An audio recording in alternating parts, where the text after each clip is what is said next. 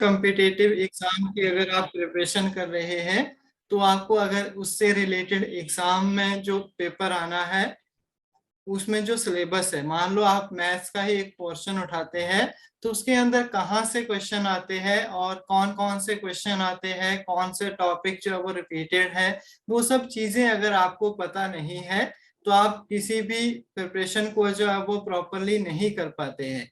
इसीलिए सबसे पहला आज का हमारा लेक्चर है, इसमें हम जो है वो क्या बात करेंगे, सिलेबस की बात करेंगे जो इम्पोर्टेंट रहता है। और रही बात एग्जाम क्रैक करने की, तो मैथ्स में आपने 3 चीजों के ऊपर विशेष ध्यान रखना है। सबसे पहले आपके कॉन्सेप्ट के ऊपर, अगर आपका कॉन्सेप्ट अच्छे से क्लियर है तो कोई भी आपको नहीं रोक सकता है किसी भी क्वेश्चन को टैकल करने में। दूसरी चीज आती है कैलकुलेशन। ठीक है, कैलकुलेशन आपकी फास्ट कैसे होती है, तो वो कैसे होगी, आप रेगुलरली क्या होंगे, प्रैक्टिस करेंगे और रिवीजन करेंगे। क्लियर हुआ इतना? और तीसरी चीज आती है टाइम मैनेजमेंट और प्लस एक्यूरेसी, कि टाइम को आप किस तरह से मैनेज करते हैं और एग्जामिनेशन हॉल के अंदर कितनी आपकी एक्यूरेसी है।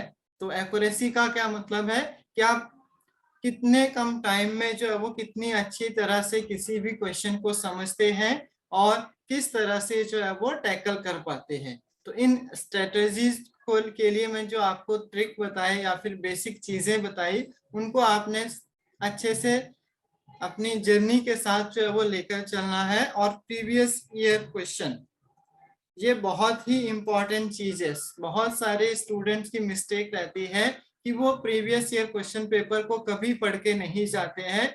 इवन कमीशन की बात करें या फिर टैट की बात करें, नॉन मेडिकल की, तो 5 से 7 क्वेश्चन ऐसे रहते हैं वो हर एक पेपर में रिपीटेड रहते हैं। रिपीटेड का क्या मतलब है कि उन्हीं सेम टॉपिक से सेम क्वेश्चन बन जाते हैं। अगर आप प्रीवियस ईयर को भी अच्छे से पढ़ते हैं तो बहुत अच्छी प्रिपरेशन आपकी हो जाती है। क्लियर है इतना सभी को? Yes sir.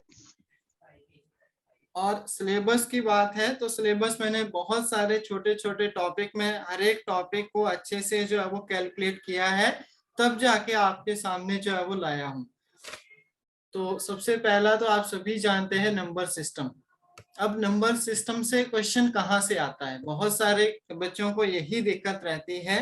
तो मैं आपको बता दूं कि डिविजिबिलिटी का रूल आप अगर अच्छे से पढ़ते हैं, यूनिट डिजिट का रूल अगर अच्छे से पढ़ते हैं, तो आपका क्वेश्चन बनता है। प्लेस वैल्यू और फेस वैल्यूज अगर आप अच्छे से पढ़ते हैं तो आपका क्वेश्चन जो है वो बनता है।